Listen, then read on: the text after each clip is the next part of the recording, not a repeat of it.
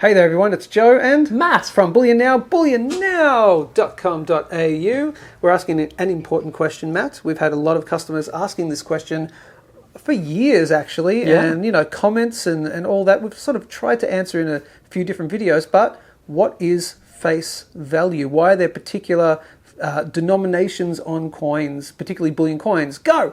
All right, let's get into it, Joe. An excellent question, Thanks. and I'm excited to hopefully clear up the air on that one. All right. So, a face value is a unit of currency. It's a denomination attributed to a particular coin. Yep. So, a great example. Which would you prefer, Joe? Which would I prefer? Yes. Well, of course I would prefer the old Perth Mint 1 ounce silver kangaroo because it's worth approximately, if you're talking spot value, then you're approximately $30-something in Australian dollars. That's right. Well, Yes. let's say for a moment that I am the Reserve Bank in Martin Place in Sydney. Hi, Reserve Bank. Nice to meet you, Joe. I will give you $1 for both of these coins And why is that? because they both have a face value of $1.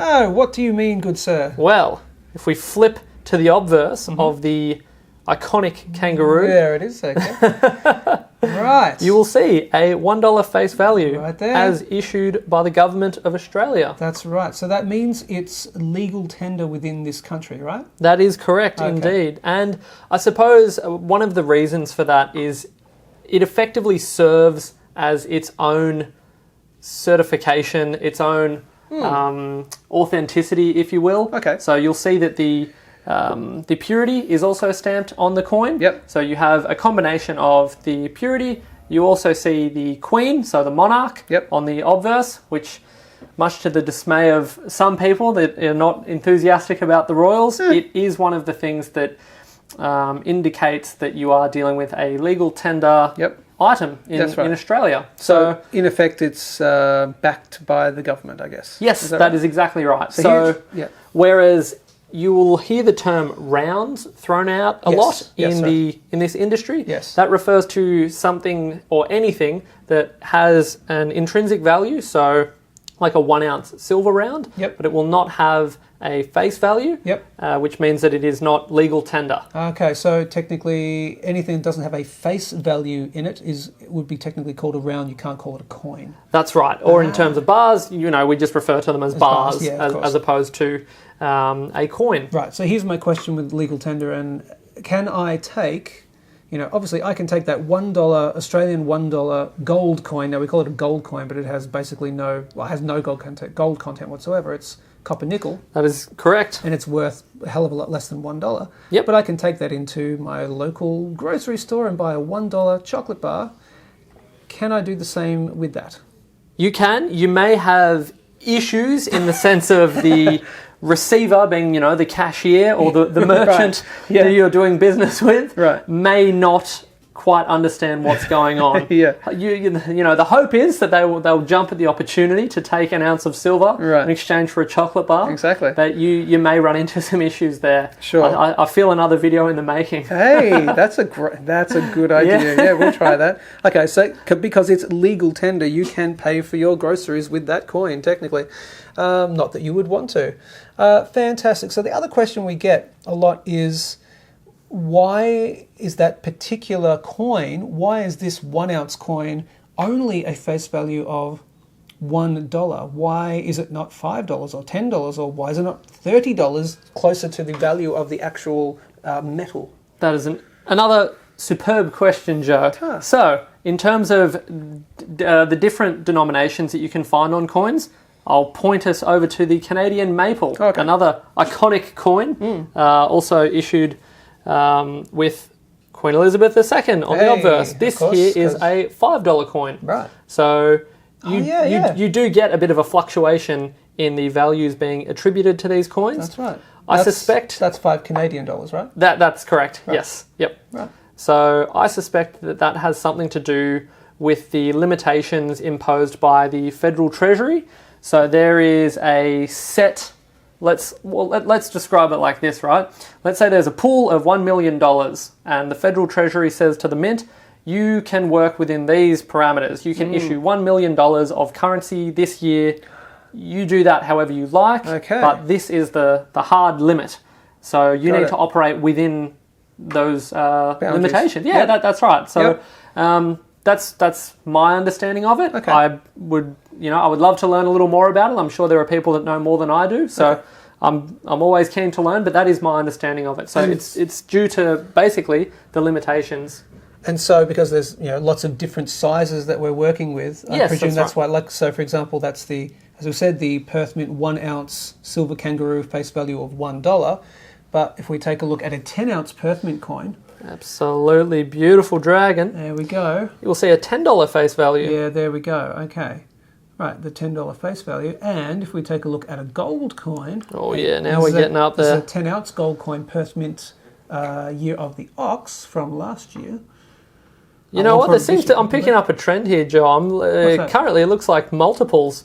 There are multiples. A 10 ounce coin, a Hey! $10 face value, Hang on a second. so on and so forth. Now, if we They've have... cracked the code here, Joe. I don't know. And that's a $1,000 face value, if you can It is see right indeed. down there. Now, Yep. interestingly, though, we did an unboxing of was it a 10 kilo coin? I think it was the Yeah. 10 kilo gold coin. Yeah. And I think that only had a face value of $30,000. Really? I think so, something like that. Bargain. So that's where you can see that's not necessarily linear from there. So you Yeah. can see the difference there. You're right. I think it's about the pool of money which you're allowed to use. The Treasury says you can, and you've got to work within those limitations. Fantastic. What else are we looking at here? You've got a couple of other things. I do indeed. So occasionally, particularly in the collector's market, you'll see coins that seem Australian, but they are not actually issued under the Australian government. Okay. So here is one such example. This What's is that? one of the Anzac coins Oh, yeah. that was part of our promotion. It was. What that promotion was for Anzac Day. It was Yep. actually for current and ex-service people. That's right. Yeah. And so you'll see a $10 face value issued under the Solomon Islands. Where is that $10 face? There it is. Can you flip down that around? There we go. There, perfect. Is that making more sense? Just so I don't have to twist and turn. Yeah, beautiful. Thanks, man. Yeah, a $10 face value. Okay, now hang on. That says the Solomon Islands. It doesn't say. Does indeed. It's not Australia. So Yes. what's the go with that? So often you'll find that. So when you're having particularly with custom coins, if you're wanting to have a coin minted and backed by the Australian government, there are very strict guidelines, and you need to operate within those guidelines to a T. So if you're wanting to do any kind of custom product, you'll often find that the easiest way to get that done is to issue them under one of the Pacific Islands, which is why we see a lot of Tuvalu, Cook Islands, Solomon Islands, and things like that on these coins. So more often than not, you'll find that that is a custom coin with a unique design on it. So something that may not have gone through the Perth Mint or the Royal Australian Mint. Very cool. And why do we have a florin down there? Yes, What's a that all beautiful florin. Yeah, So this is going lots back of to the days where Australia used pounds, shillings and pence. Yep. And this is just an example of a time when Australian currency did have an intrinsic value. Yes. So these coins, anything after 1946, was 50% silver. Yep. And it's just, I guess, an example of how it was commonly known by anyone handling these coins. You knew that this was a silver coin at that point in time because it was issued by the government, and it was just, I guess, maybe taken for granted that if you had one of these, you knew that this was a silver coin, and you wouldn't have to get the XRF out and test it because that's how they were issued, and it was just, I guess you'd describe it as a known quantity. Yep. So that is sort of translated into the 1 ounce kangaroo now, I guess you could say. So if you took that anywhere in the world and showed them that coin and they were in the industry, they would know that that is a 1 ounce silver coin. Yep. They should probably test it anyway to be sure. Of course. But there is, it does make it a lot easier, and it's certainly, you're trading effectively on the reputation of the issuing country. Yep. So fantastic. And of course, they do try to create fakes and that, but so you always should test anyway. Absolutely. But totally understand what you're saying. Yep. Beautiful. You're a well of knowledge that we like to draw from every single week, and we appreciate it. It's a lot of fun. Head over to bullionnow.com.au, like, share, subscribe, all that good stuff. And as always, that's it from me. And from me. We'll see you soon.